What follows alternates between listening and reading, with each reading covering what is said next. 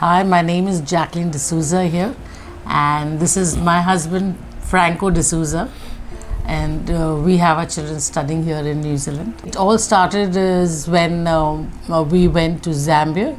I studied there. I got inspired by the way the culture and people were. I wanted my children to experience the same thing what I had experienced.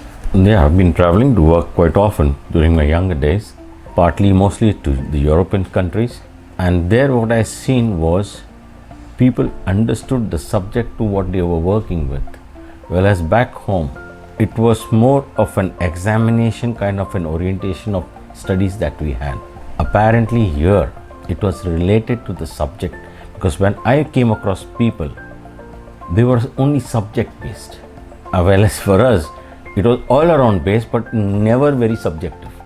And that's why I said maybe and just an inspiration. I didn't have the kids then, but it was a thought process that maybe I could have had it. When you think in terms, when the kids were growing, that is time back, it was apparently that the kids, for any children, any parent out there in India, the US was the destination for them. So we always put it into our heads saying that our kids need to be there. So our preparations were for the US.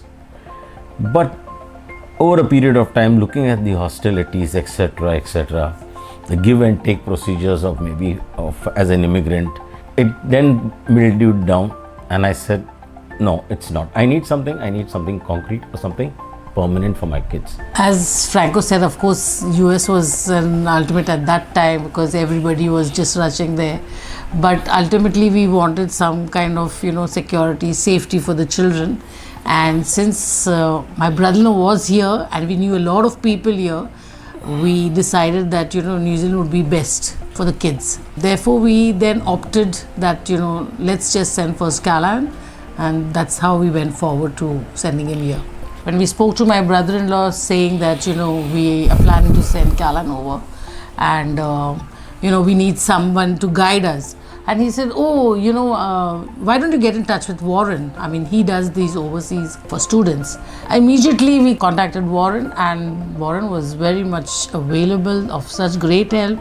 It was really good because Callan and Warren were constantly in touch, and he made sure everything was done. It was so quick that we didn't even realize that, it's like he's already leaving. So Warren was a very, very great help. We were happy. Because of course we've heard a lot about New Zealand, so I knew that Callan too would be happy. He did job in such fashion which was virtually spoon-fed, wherein our thought processes didn't have to work.